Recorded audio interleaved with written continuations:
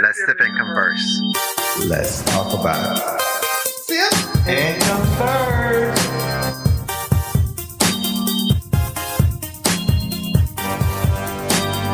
Another day, another dollar, another sip and converse opportunity. Crib, what's been going on, my guy? We back again. I'm happy to be here. Looking forward to everyone that's tuning in.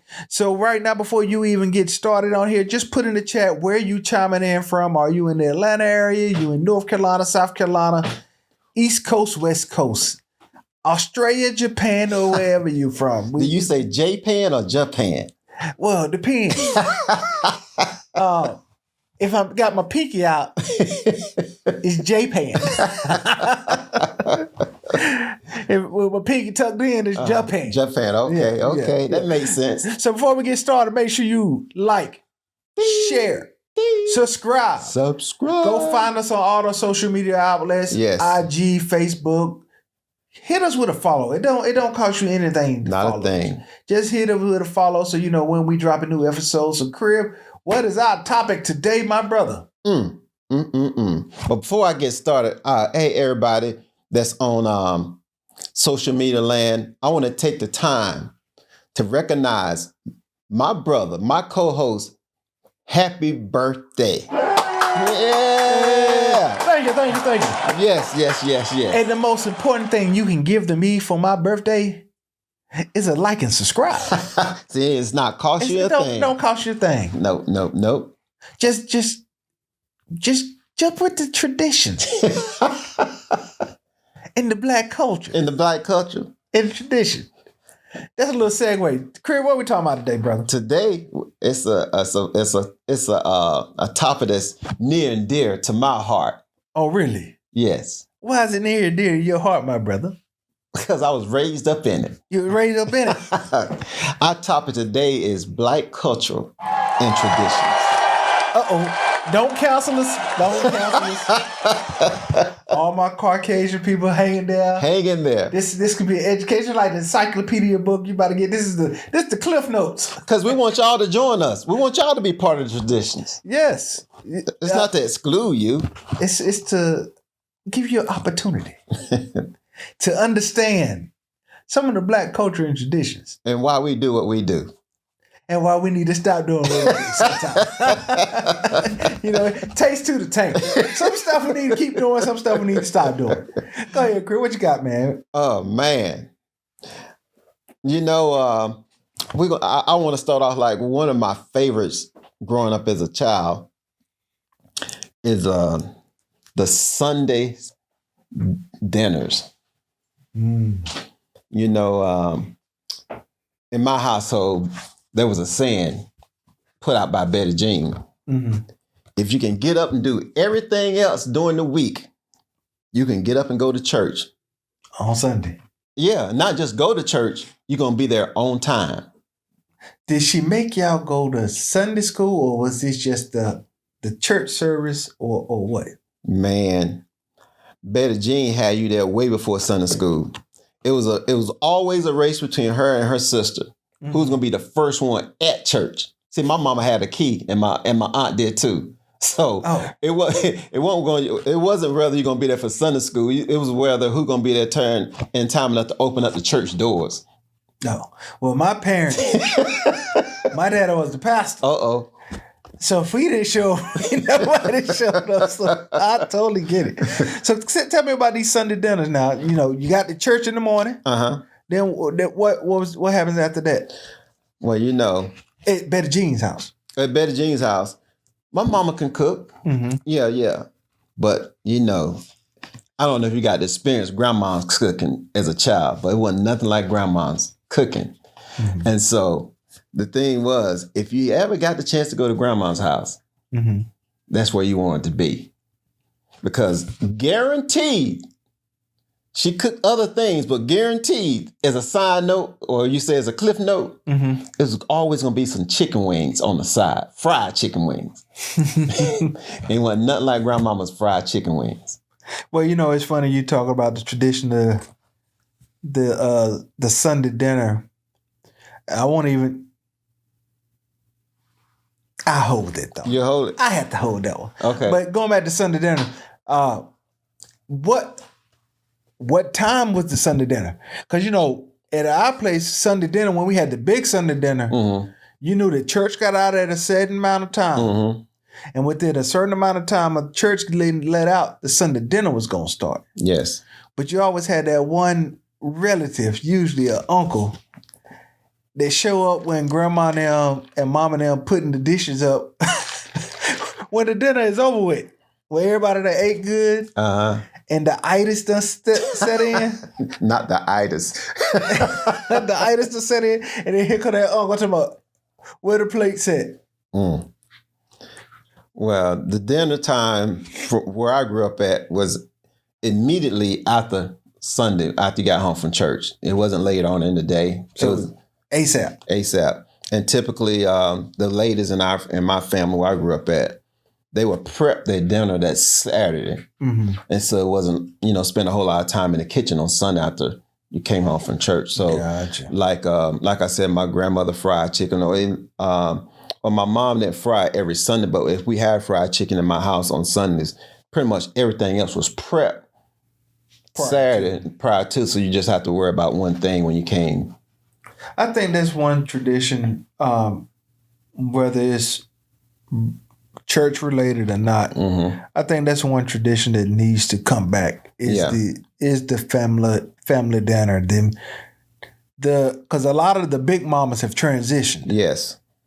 And a lot of us younger generation that are now in the 40s and 50s, we are supposed to be the next uncles and big mamas. Absolutely. But I think we have gone away from the family tradition of bringing people together under one roof. Yes. And have, by default, attached it to the only time we have the family dinner effect is at a repast. Yep. And that's not good. Because at the traditional family Sunday dinners, you were educated about the family that was still living and the values of the family. I would say in my household. Same with mine. I can't speak for other people's families. And so that's how you knew who was who. Exactly. And you knew why you had the things that you have at that time, and the sacrifices that people had done for you to have those things. And so now what you just brought out, a lot of, our kids take things for granted. Like my grandkids now think they should have their own TV. They think they should have all the snacks that they want to have because the generation behind us do not, don't see the value of having those type of traditional meals with family. We doing Grubhub or what's the other DoorDash and all this type of stuff. Eating separate. Yeah. But it goes back to, not only the family tradition with the family dinner, since we tapping onto the family topic, is the family reunions. Yeah. Now, like when my mom was alive and my uncles were alive, we used to do a family reunion every year. Yep. Where everybody would get together and you knew your cousins and you knew this, that, and the third. But now you go to a family reunion, it's a possibility of being 200 people there and you know 6 of them out of the 200. But we used to do them in Greensboro. Okay. At the Corey Center. Okay. We did a couple of times in Atlanta where we would actually get together. And we had thought about it. My sisters and my cousin, we had thought about trying to do it again this coming summer, going back to the traditional family reunion. And what I mean by the traditional family reunion, we had got fancy with our family reunions where you pay the fees and the dues and 3 days at the hotel, you get the suite that everybody, the hospitality room. But we were talking about going back to the point of a family reunion at like a park. Got you. Like old school, but on their farmland. And we think we're going to crank it back up because everybody wanted the modern amenities. Mm-hmm. I gotta have a swimming pool, and they want to do it in Atlanta. But in Atlanta, if you're gonna plan a family reunion in the city of Atlanta, it's 2026 now. You might not get out here until 2030 because the city is always booked up. So we're thinking about going back to some traditional family reunions to where your cousins, the younger cousins, like my daughter age, can know her other cousins outside of the immediate cousins. Yeah. It's funny that you mentioned that. On my mom's dad's side of the family, that family union tradition has been going on since I'm 57, about to be 58. Been since I can remember since the age of 5. And Tanya and I have had the opportunity to host family reunions here in Atlanta twice. And you're right. You can book it here in Atlanta, but the cost is much higher than smaller market cities. But I can remember I grew up next door to my great-grandmother, my granddad's mom. And up to my senior year in high school, we had family reunions every year, hosted at her house and ours since it was next door. And we didn't collect money for registration. Nobody had pay no money for no food. But every year people come as far as New York, Connecticut, all on the East Coast. Some people from Texas and a little further west came and showed up every year. And so 2 houses hosted these family reunions. I'm talking about hundreds of people. And the year that my senior high school, she passed away that spring, and people still came that summer, but it wasn't the same. And then after that, it really tailed off fast. And that's what happened with our family reunion. We were doing them every year. We knew in June or July it was going to be the family reunion. Yep. You look forward to it, and then as you got the teenager kids that got old enough to make their own decisions, they started being like, "Nah, I'm not coming this year." Yeah, because they wanted to do their own thing. But I think that's a tradition we definitely got to get back to. Not just my family, but people as a whole having some form, because life is snapping through. Yeah, and with the older generation that knows the history of the family, somebody should be recording that history somehow. And that part of my family, we have record books. We have photos documented back to people that lived to the age of over 100. We kept records, so we do have that there. But my daughter back, they don't know any of that information because they're not interested in being a part of that. They don't come to the family reunions. They don't know any of that stuff. And then too, then you got some of the older folk.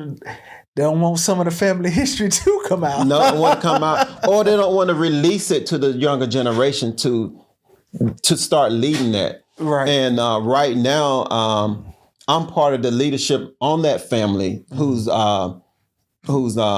leading the family to the next generation. Myself and other cousins that's around, in the same age bracket as me, who the elders has released those leadership responsibilities for us to make the decision on leading our family to the next step.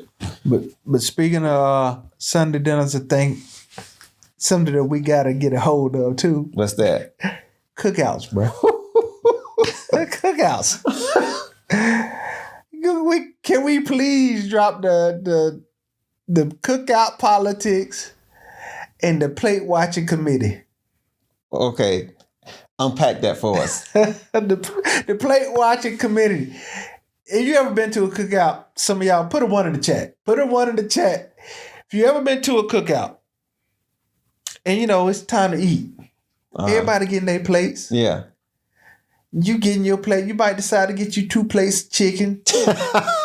you might on the first trip you getting 2 plates. On the first trip you might get 2 plates. You might get the extra ribs. But it's always somebody there that's plate watching. It's equivalent to pocket watching. Okay. But they looking at DJ, why you got 2 plates? But then you look at them and they ain't cooked nothing. they ain't cooked nothing. They ain't bring nothing. But they watching your plate. Plate watchers, man. Well, you know what? While we're talking about cookouts, things has changed from when I was a child to now. When I was a child, the only thing we were able to eat at the cookouts, either hot dogs and hamburgers. We weren't allowed to eat no chips. Ribs. And chips. We weren't able to eat no ribs, no steak, none of them grown folks, shrimp. We weren't able to eat none of those type of things. The kids eating all those things now. They not eating no hot dogs. I don't want none of that. I don't want no hamburger. I want some of them steaks. True. They want grown folks stuff, money, stuff they can't afford to pay for. My daughter just told me yesterday, Daddy, I want some steak. See? Because the last time we went on the cruise, I had some of that steak and it was delicious. We no longer have no adult. Only thing I got adult in the house that I can have is what I sip and converse on. Because all the other food stuff she eating, man. So yeah, cookouts has changed, bro. Cookouts changed. And then cookouts changed. Now, one thing we do need to keep on tap with the cookouts. What's that? You got to keep somebody on the potato salad committee. Yeah. Because if you mess up that potato salad On a cookout, the grill might get flipped. the grill might get flipped. Yeah, the grill. No, I take that back. We ain't flipping no grill. It's too much meat on that grill these days.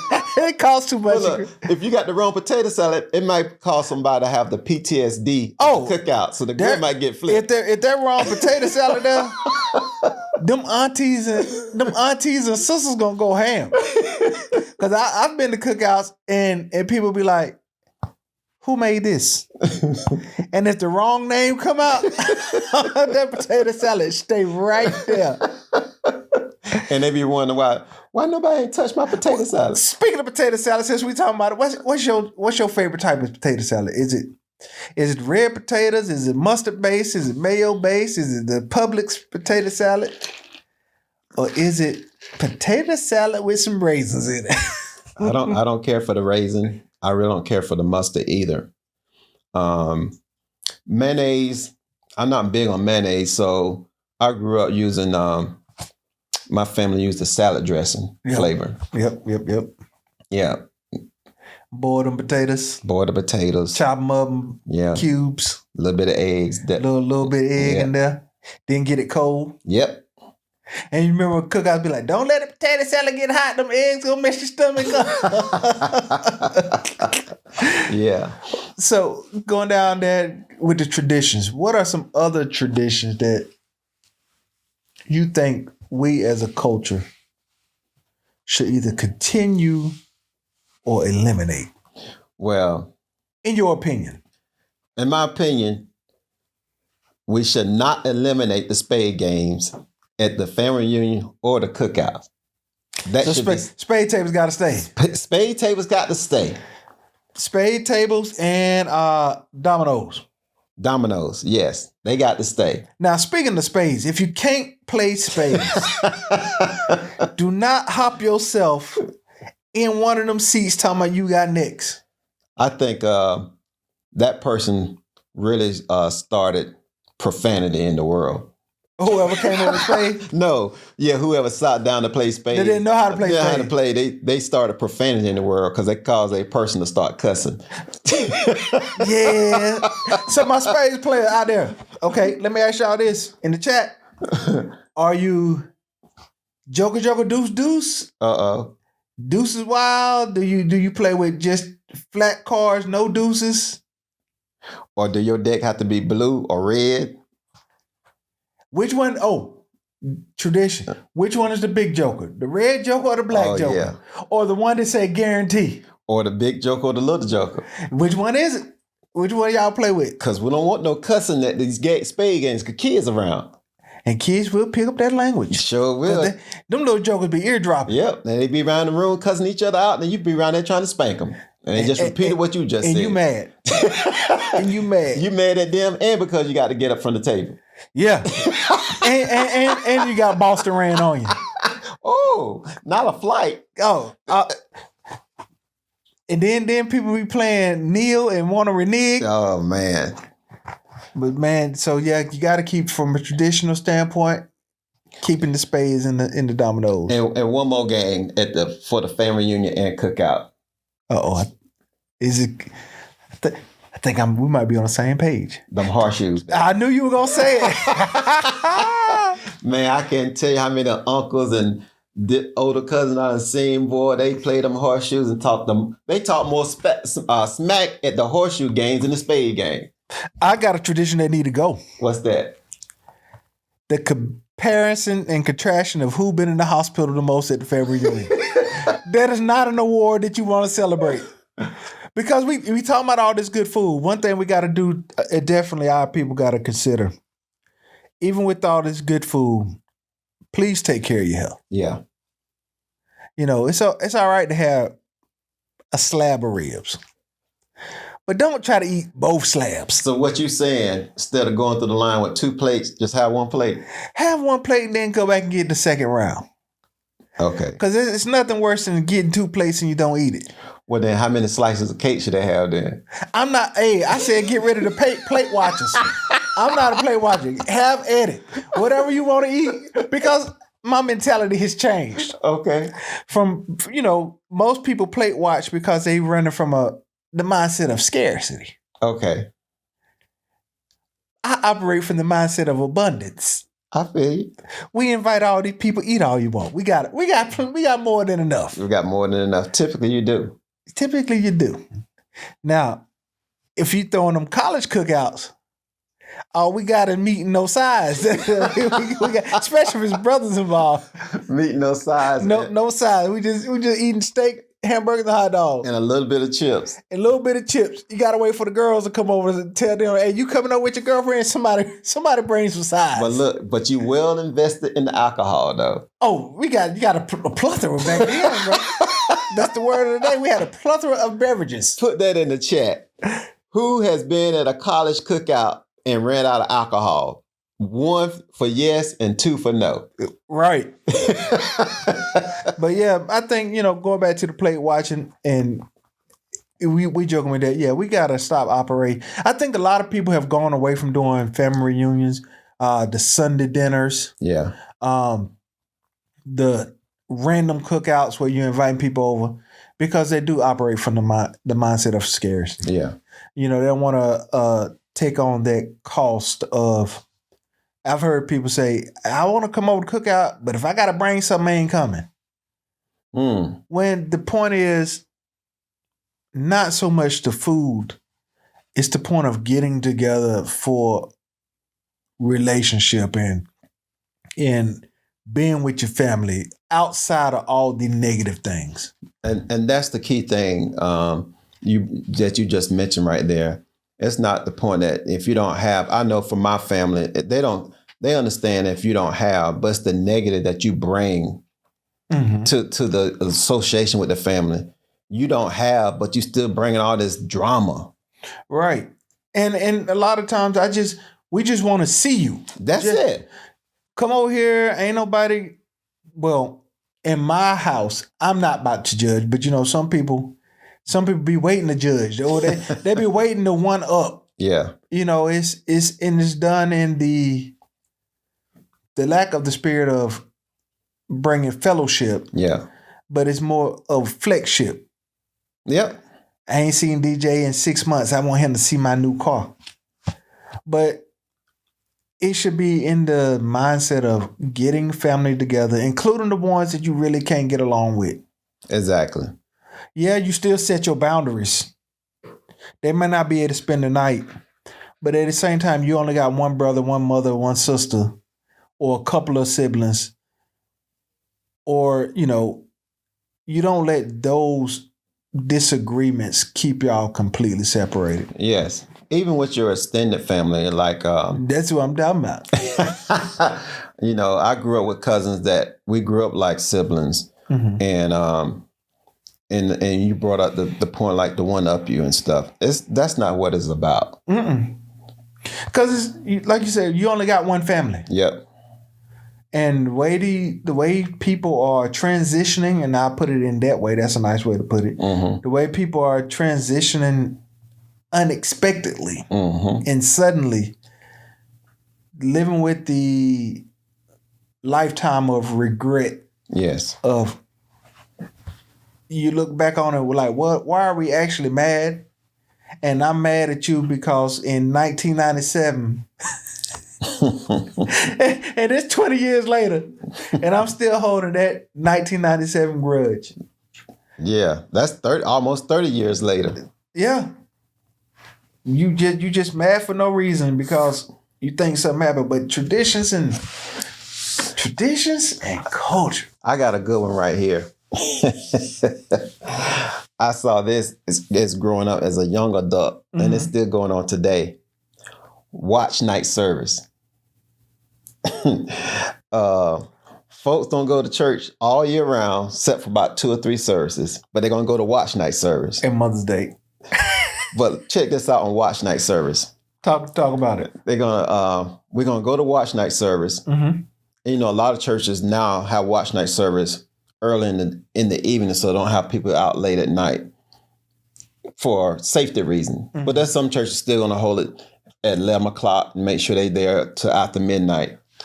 And then some people who don't go to church want to make sure they're in church after midnight. For some reason, they feel like they're closer to the Lord. They safe. They're safe for that one night. Look, and right after being at church at midnight, they straight at the club. Turn it up. At the bar.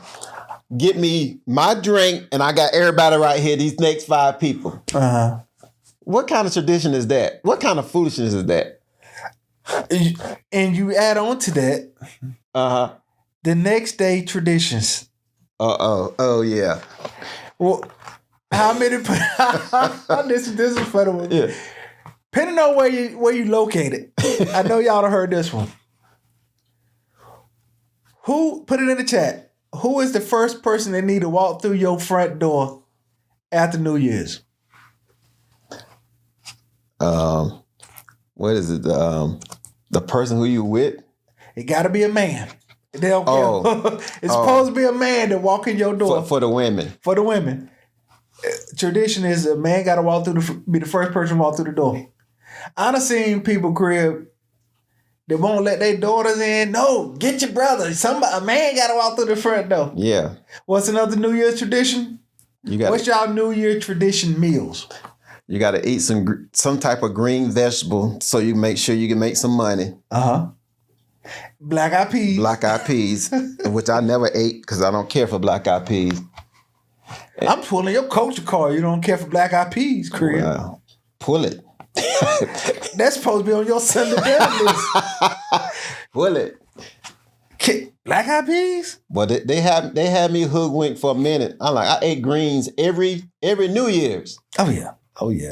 Oh, the other tradition: have all your clothes washed. You can't start a new year with dirty laundry. Why you make that face? You never heard that one. I never heard that. When New Year come in, all your laundry got to be clean, because if not, you're gonna be spending the whole year in a dirty house. I heard you had to have your house clean. I didn't know about the dirty laundry. House clean means dirty laundry is washed. Oh. Well, like you said before we start this episode, some things we need to get rid of in this culture. And then I always ask people, you know what would be funny to me? People that braid their necks doing the same ritual cultural things. Yes, that. How has your life changed since you've been doing these over the past 20, 30, 40 years that you've been on? Because whether you were doing them yourself or coming up in an environment doing it. Yeah. People been doing the black eyed peas. People been doing the door thing. People been doing the greens. How has that benefited your life, or has it changed? It hasn't changed. And that's one of the reasons why I took some of these culture things out of my life. But